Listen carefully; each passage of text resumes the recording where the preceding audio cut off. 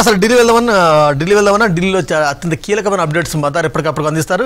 Good morning Madar, ఎట్లా ఉంది? దేశవ్యాప్తంగా చాలా ఉత్కంఠతో ఎదురు చూస్తుంది. తొలి ఫలితం ఎప్పుడు ఇవ్వబోతున్నారు? ఏంది పార్టీల మూడు ఎట్లా ఉంది?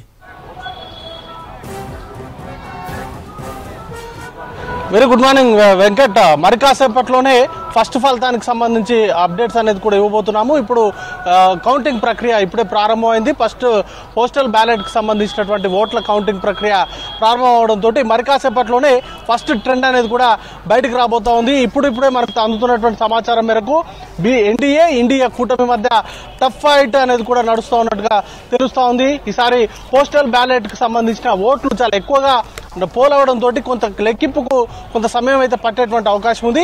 అయితే 8:30కు ఎట్టి పరిస్థితుల్లో ఈవీఎంలకు సంబంధించిన ఎన్ని పోస్టల్ బ్యాలెట్ ఓట్లు ఎన్ని పోల్ అయినా కూడా ఒక హాఫ్ అన్ అవర్ తర్వాత అంటే 8 గంటలకు పోస్టల్ బ్యాలెట్కు సంబంధించిన ఓట్ల కౌంటింగ్ ప్రక్రియ ప్రారంభమవుతుంది. ఆ తర్వాత 8:30కు ఈవీఎంలకు సంబంధించిన ఓట్ల లెక్కింపు అనేది కూడా ప్రారంభిస్తామంటూ కూడా కేంద్ర ఎన్నికల సంఘం ఇప్పటికే డైరెక్షన్స్ అనేది కూడా ఇచ్చింది. ఇక పార్టీల వారీగా చూసుకున్నట్లయితే బీజేపీ అలాగే కాంగ్రెస్ పార్టీ కేంద్ర కార్యాలయాల దగ్గర మాత్రం ఎప్పుడు లేనంత హడావిడైతే ఈసారి ఎక్కువగా కనపడతా ఉంది. ప్రస్తుతం మనం ఏఐసిసిలో ఉన్నాం. ఏఐసిసి ప్రధాన కార్యాలయంలో మనం చూడొచ్చు మీడియా కోసం ప్రత్యేకంగా ఏర్పాటు చేసినటువంటి విభాగం అది.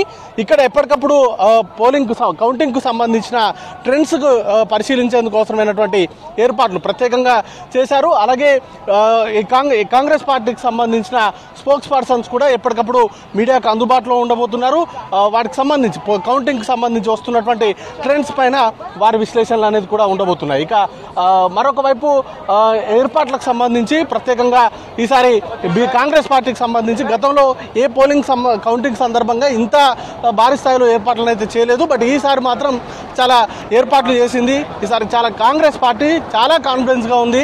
వారు మొదటి నుండి చెప్తున్నట్టుగా 295 పైగా సీట్లు ఇండియా కూటమి గెలవబోతుంది. ఖచ్చితంగా ఇండియా కూటమి నేతృత్వంలోనే ప్రభుత్వాన్ని ఏర్పాటు చేయబోతున్నాం అనేది చాలా ధీమంగా చెప్తున్నారు. 2 రోజుల నుంచి కాంగ్రెస్ పార్టీకి సంబంధించిన అగ్రనాయకులు మల్లికార్జున ఖర్గే కావచ్చు, లేకపోతే రాహుల్ గాంధీ, సోనియా గాంధీ వంటి నాయకులందరూ కూడా ఇదే అంశాన్ని చెప్తా ఉన్నారు. ఇక బీజేపీ కూడా అంతే స్ట్రాంగ్గా ఉంది.